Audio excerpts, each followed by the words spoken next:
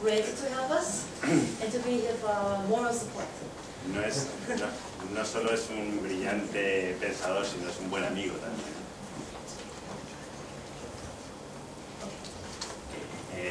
En 1963, Hannah Arendt escandalizaba la opinión pública cubriendo el juicio de Eichmann en Jerusalén y tratando el tema de la banalidad del mal. Proponía que la acusación estaba equivocada, llevando el juicio como si Eichmann fuese un monstruo. Lo caracterizó como un vulgar y simplón burócrata que pasaba las horas entre papeles en su despacho. Al mismo tiempo, Milgram en Estados Unidos, en la Universidad de Yale, practicaba un experimento que confirmaba la tesis de Arendt. Cogía a dos alumnos, dos cobayas, uno hacía de profesor y otro hacía de alumno. El alumno lo llenaba de cables y lo sentaba en una silla, y el que hacía de profesor le daba la máquina que él llamaba máquina de descargas KLD, que no significa nada, con unas palancas. Entonces, el supuesto experimento era que el que estaba sentado en la silla tenía que recordar parejas de palabras, y si fallaba, el que hacía de profesor tenía que suministrarle una descarga eléctrica. Una descarga eléctrica que iba aumentando en intensidad según iba fallando. Milgram se asombró, lógicamente, esto era un montaje. El alumno no era más que un actor y desde luego no había descargas eléctricas, pero el que hacía de profesor no lo sabía. Milgram se asombró de que la mitad de un pueblo de Connecticut, simplemente porque un hombre con una bata blanca les había dado esa orden, eran capaces hasta de llegar a matar a una persona.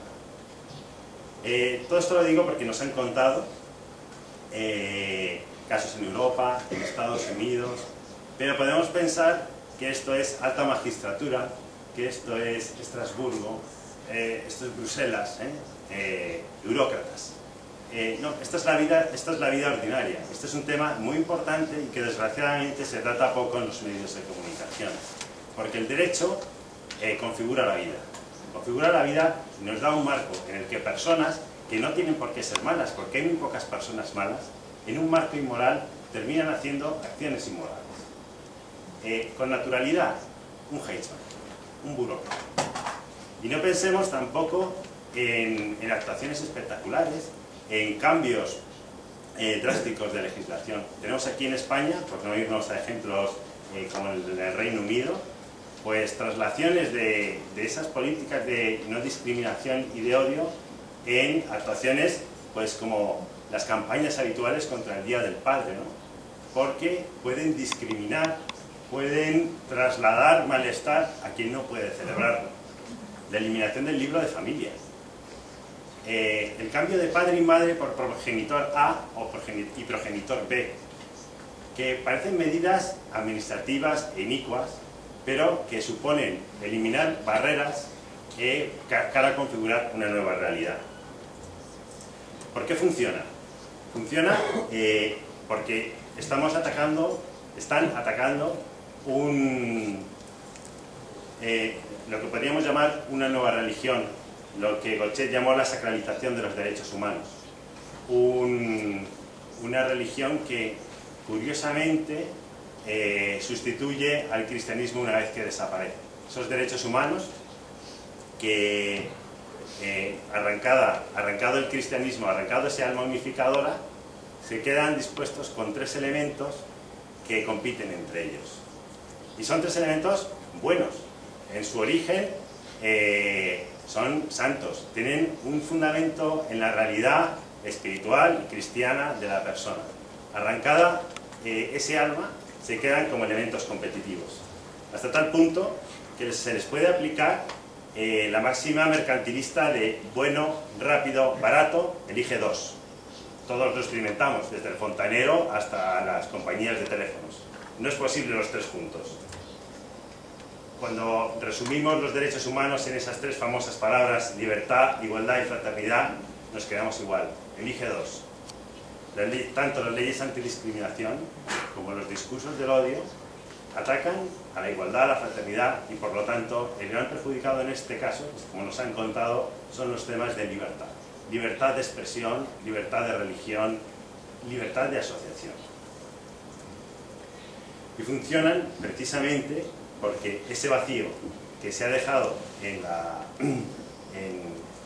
configuración de la sociedad, ni siquiera hace falta ser creyente, simplemente culturalmente, pues se ha llenado con esta pseudo religión.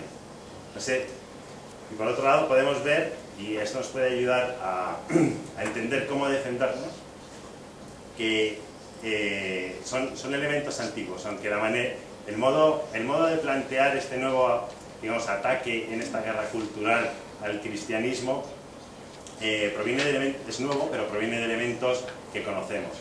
Es un marxismo, es un psicoanálisis freudiano, ese proletario marxista, junto con el reprimido freudiano, nos queda el oprimido.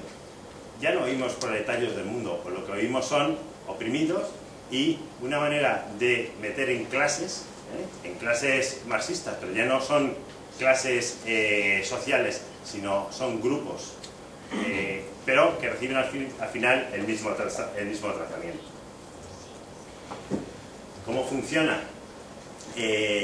Soy poco amigo de las teorías conspiratorias, o sea que da igual si son acciones organizadas o no, vemos que el sustrato es común en todos, ya sean movimientos feministas agresivos, movimientos de laicismo, o quizá el que nos ha tocado ahora vivir más agresivamente, que es el homosexualismo, ¿no? Que no hay que confundir pues, con las personas homosexuales.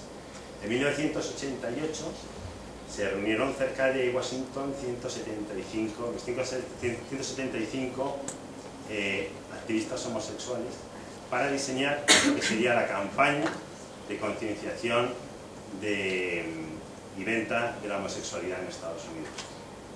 Y lo hicieron programadamente y siguiendo unos pasos que unos han cumplido y otros no, pero que tienen su hoja de ruta. Y todos se basan en una frase, en una idea que tanto Kirk como Mason, participantes en ese evento, pues trasladaban, ¿no? De una forma u otra, el hecho de poder separar la palabra de su referente semántico y manipularla de manera conveniente constituye la base y fundamento de todos los principios de carácter abstracto que configuran la campaña propagandística que proponemos. Antes proponían un cartel agresivo. Este es un cartel del lobby homosexual en Inglaterra. Veis cómo mezclan conceptos y que están separados de sus referentes. Y esto ha funcionado. Antes ha mencionado la película 1984, con una programación muy marketingiana, muy de venta de producto, a la que le han fijado un precio que es el que debe pagar el ciudadano en caso de no querer entrar en las imposiciones antidiscriminatorias, que es el ser calificado como un odiador, en este caso como un homófobo, que es un concepto muy fácil de transmitir, pero del que es muy difícil defenderse.